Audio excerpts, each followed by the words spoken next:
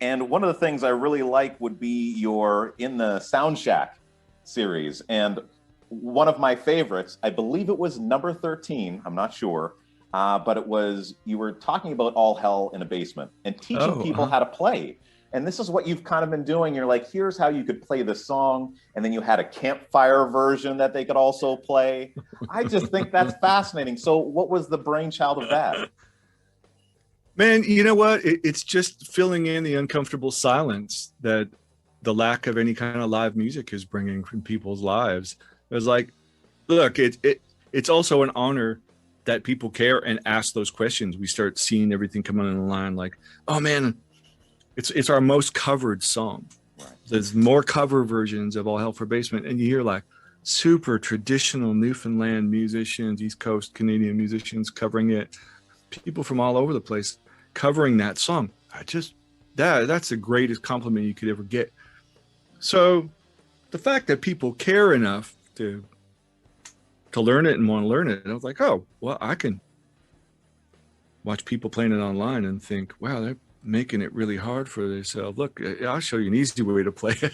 So I just, why not share that with people? It's, it's not, what I do is shouldn't be exclusive. I just like sharing that stuff with people and give them something to entertain them, because for me too, like for everybody, my iPhone's been my constant companion over the pandemic.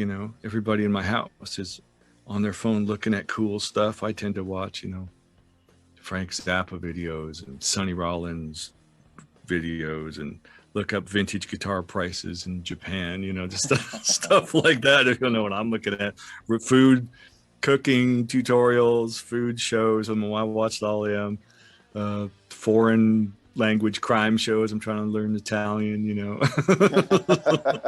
That's great. So I was like, you know what? I want to be a part of that culture. Like, just give people something to look at, which is why, that whole Sound Shack series, we did 24 episodes of me sitting in this studio, just telling stories about songs, how we record them, stories about the guitars, how we acquired them, their, the journey those guitars have been on. And then that morphed into a blues series where I did a couple, I felt like playing some blues. I had no one to play it with. So I did a Fats Domino song by myself in the studio, made it, filmed it, put it out there. Wow, we got a ton of views. So I did another one the following week. Then I started getting my friends to send me videos of them playing with me. So I got the first guest I asked Joe Satriani. I'm like, Satch, what you doing, man? He goes, oh man, I'm at home. I'm just dying to play my guitar. I was like, well, why don't you die to play your guitar in front of your iPhone and send me some guitar playing? Right. Man, by supper time, he did it. He actually did it. I couldn't believe it. So I got this iPhone video of Satch playing a Junior Wells song. And so, I made a video out of that, put that up.